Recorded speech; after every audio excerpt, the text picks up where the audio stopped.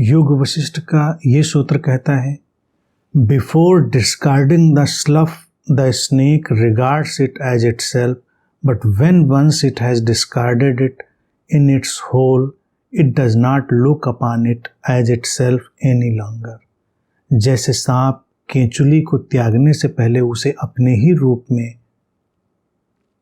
देखता है, परंतु जब एक बार वो उसे अपने बिल में त्याग देता है तो फिर उसे अपने रूप में नहीं देखता। जीवन में हमारे कृत्यों, व्यवहारों के घटनाक्रम, हमारे व्यक्तित्वों के उतार चढ़ाव, हमारे व्यक्तित्वों के पहरावे, हमारे पर्सोनाज, इन सब के लिए बड़ा सटीक और सुंदर उदाहरण योग वशिष्ठ ने लिया है। सांप की जो ऊपर की त्वचा है, इसको हम केचुल कहते हैं, स्लफ, केचुल। जब नहीं उतारी है तो वो सांप ही है ना, वो उसको अपना ही समझेगा, अपनी पूंछ से उसको छुएगा। सांप है केचुल, उसने उसको पहना हुआ है अभी।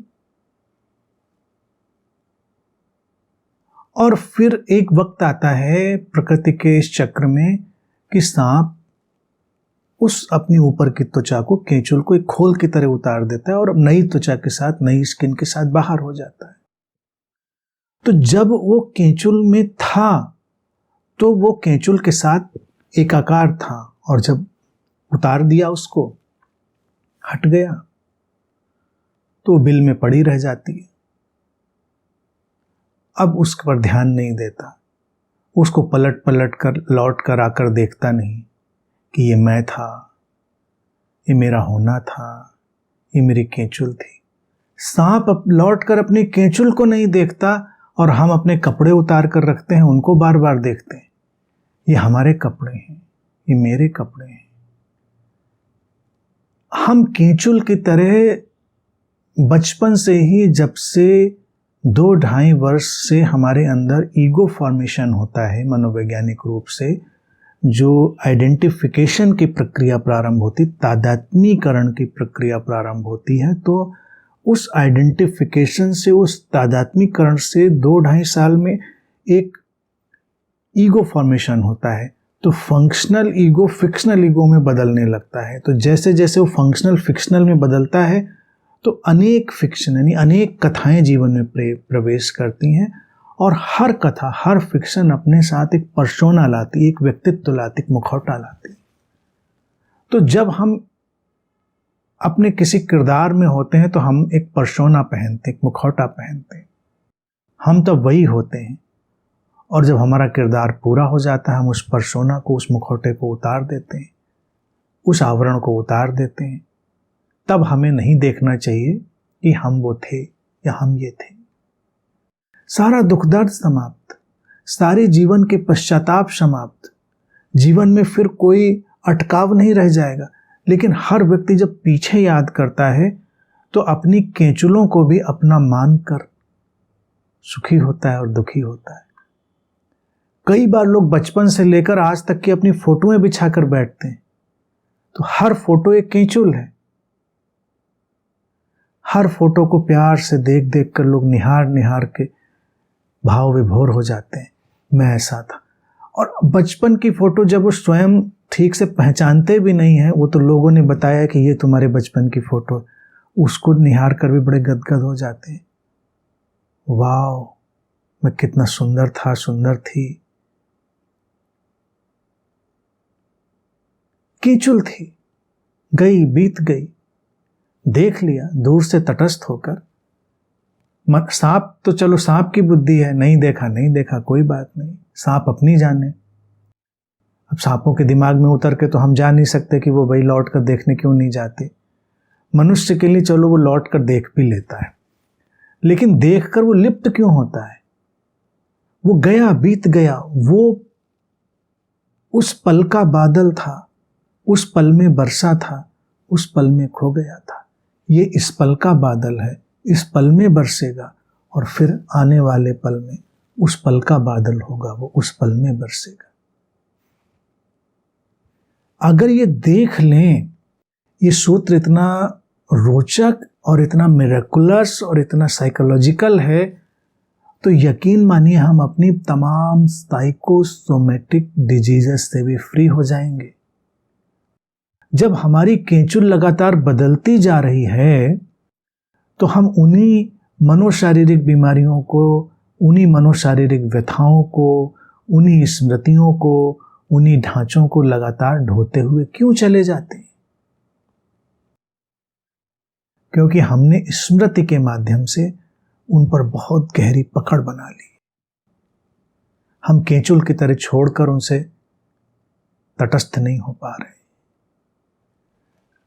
वैज्ञानिक रूप से भी हर 7 साल में हमारा पूरा शरीर बदल जा रहा है और प्रतिक्षण हमारी कोशिकाएं मर रही हैं और नई आ रही हैं। हमारी स्किन पर तो एक आंधी सी उठ रही है, निरंतर कोशिकाएं नई बन रही। तो शरीर, मानवीय शरीर भी अगर सांप की केंचुल की तरह देखें तो हर 7 साल में नया हो जा रहा है, सब कोशिकाएं नई, लेकिन इंसान वही का वही। कभी सांप को नजदीक से देखो बैठकर, बहुत प्यारा, बड़ा ही निर्दोष इनोसेंट जीव है, मैंने देखा है बड़े नजदीक से। कितना तरोताजा, नहाया हुआ, बिल्कुल अभी अभी जैसे ब्यूटी पार्लर से चला आ रहा है, चमकता हुआ। इतना तरोताजा, इतना चमकता हुआ क्यों लगता है? क्योंकि वो अपनी केंचुल से आसक्त नहीं है। हम भी इतने ही युवा, तरोताजा, सुंदर हो सकते हैं अगर हम अपने पर्सोनाज से, अपने मुखौटों से, अपने व्यक्तित्व के पहरावों से, अपने किरदारों से आसक्त होना बंद कर दें। बस हम उनको फ्रेम बाय फ्रेम जी। अगर अपने जीवन को एक फिल्म की तरह देखें, आजकल तो सभी के मोबाइल में कैमरा है, आप कोई फिल्म शूट करिए, कोई वीडियो शूट करिए, कोई चलचित्र उसमें आप बनाइए और फिर उसको देखिए, उसमें फ्रेम है, स्टिल फोटोग्राफ्स के अनेक फ्रेम हैं जो चलते हैं तो वो चलचित्र बन जाता है, वो एक चलता हुआ जीवंत दृश्य बन जाता है। हर फ्रेम में अलग अलग हमारा रिफ्लेक्शन है। फ्रेम बदल रहे हैं, जीवन में फ्रेम बदल रहे हैं, लेकिन हम मानसिक रूप से फ्रेम में अटक जाते हैं। इस सूत्र का आशय योग वशिष्ठ का यही है कि कई बार लोग ज्ञान को जान लेने के बाद, समझ लेने के बाद भी ज्ञान को जीवन में नहीं उतार पाते, क्योंकि अज्ञान की केंचुल को लौट लौट कर वो देखते रहते हैं। जो बीत गई सो बात गई, वो अब है नहीं जीवन में, उसके पीछे मत जाओ। जो है बस वही है। पीछे क्या हुआ, क्या किया, ना उसमें गौरवान्वित अनुभव करो, ना उसमें अपराध बोध अनुभव करो।